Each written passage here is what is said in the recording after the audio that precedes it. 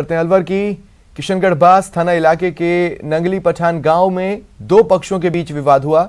ये विवाद तीसरे चरण के पंचायत चुनाव के परिणाम घोषित होने के बाद हुआ। खबर से जुड़ी तस्वीरें आप अपने टीवी स्क्रीन पर देखिए।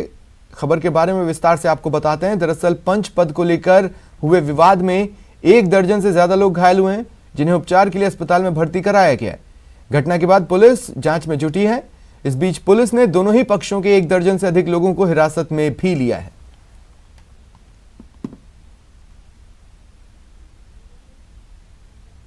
सर ये कुछ भी मामला ना सर, ये तो सरपंच की लड़ाई सर। जिन्ना ही भाई जीत गए सर हार गए, हमारा कोई लड़ाई का मैटर ही ना सर। फिर किन किन लोगों ने क्या घटना की है? ये सर आपस में बस यही लड़ाई। और ज्यादा जानकारी के लिए बात करते हैं सहयोगी राजेंद्र से। राजेंद्र, विवाद शुरू कैसे हुआ था और क्या अपडेट्स हैं? ये किशनगढ़ बास थाना इलाके के नंगली पठान ग्राम पंचायत का मामला है, जहां वार्ड पंच के मतगणना के दौरान जो बैलेट पेपर थे उन पे जो रद्द किए गए उनको लेकर के कहासुनी भीतर हुई थी। उसके बाद बाहर लोग आए और एक दूसरे पर आरोप प्रत्यारोप शुरू हो गए और इसी दौरान कुछ और उनके समर्थक मौजूद थे, तो उनका वोट देने की बात को लेकर के फिर समर्थकों को और एक प्रत्याशी के बीच में हारे हुए प्रत्याशी और जीती हुई प्रत्याशी दोनों पक्ष आमने सामने हो गए और दोनों के बीच में लाठी भाटा जंग हुई है और उस 1 दर्जन के करीब लोग घायल हुए हैं, जिन्हें घटना के बाद अस्पताल में भर्ती कराया गया है। गांव में फिलहाल रात को एहतियात देखते हुए अतिरिक्त पुलिस बल तैनात कर दिया था, लेकिन फिलहाल अभी वहां उप सरपंच पद का चुनाव होना है, इसलिए वहां डीएसपी सहित अन्य अधिकारी मौके पर पहुंच गए हैं और मामले की जांच में जुटे हुए हैं। तो आज जब ये जो चुनाव का नेक्स्ट स्टेप है वो लिया जाएगा, तो क्या अभी भी इलाके में तनाव है, लोगों के बीच में अभी भी कटुता है? जी, खूनी संघर्ष हुआ है दो पक्षों में, तो कटुता तो 100% है, लेकिन जिस तरीके की हालत को देखा हुआ है गांव में कहीं दोबारा तनाव की स्थिति नहीं हो, उसके लिए एहतियात के तौर पर पुलिस फोर्स तैनात कर दी गई है। क्योंकि अन्य जगह पर शांति है, इसलिए पुलिस फोर्स थाने के अलावा दूसरी जगह से भी पुलिस फोर्स वहां बुला ली गई है और जिन लोगों के मारपीट की है, झगड़ा हुआ है, दोनों पक्षों से पुलिस ने करीब 18 लोगों को हिरासत में लिया है। उसके बाद उनसे की गिरफ्तारी की जानी है। तो अभी पूरे मामले की पुलिस जांच कर रही है, कौन कौन लोग वहां मौजूद हैं और कौन इन घटना में इन्वॉल्व है। उनको देखते हुए पुलिस ने 18 लोगों को हिरासत में लेने की बात कही है, लेकिन उनकी गिरफ्तारी कितने लोगों की है वो अभी कुछ देर में बाद पता चल पाएगा। शुक्रिया तमाम जानकारी के लिए। चलिए बढ़ेंगे आगे, बात करते हैं दौसा की। यहां टीचर के टॉर्चर ने 3 छात्राओं को अस्पताल पहुंचा दिया। मामला लवाण तहसील के सरकारी गर्ल्स स्कूल का है, जहां हाफ ईयरली एग्जाम में कम नंबर आने पर छात्राओं से उठक बैठक करवाई गई, जिससे 3 छात्राओं की तबीयत बिगड़ गई और उन्हें अस्पताल में भर्ती करवाना पड़ा। मामले में पीड़ित छात्राओं के परिजनों ने टीचर के खिलाफ लवाण थाने में शिकायत दर्ज करवाई है। ये मेरी किरण जीजी है, इसको बेहोश हो गई थी और टीचर इसको 4 बजे हमारे घर लेके आए और ये बेहोश को छोड़ कर ऐसे बोले कि इसको कुछ खिलाओ पिलाओ और ये कहकर वे छोड़ के चले गए। इसके बाद हम हॉस्पिटल में लेके आए और ये अभी तक होश में नहीं आई है।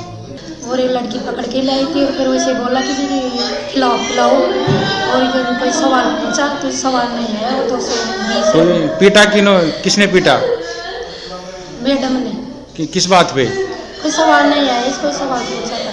अच्छा, फिर उसके बाद आपके घर बेहोश आई थी क्या ये? हाँ बेहोश थी, मैं उठा के मैं ले गई थी इसी माया ने। तो फिर आप हॉस्पिटल लेके आए? हाँ हॉस्पिटल लेके आए हम। और ज्यादा जानकारी के लिए बात करता हूं सहयोगी आशीष से। आशीष, ये बेहद गंभीर मामला है और मैं ये जानना चाहता हूं कि डिस्ट्रिक्ट के एजुकेशन डिपार्टमेंट ने इस पर कोई एक्शन लिया है या नहीं?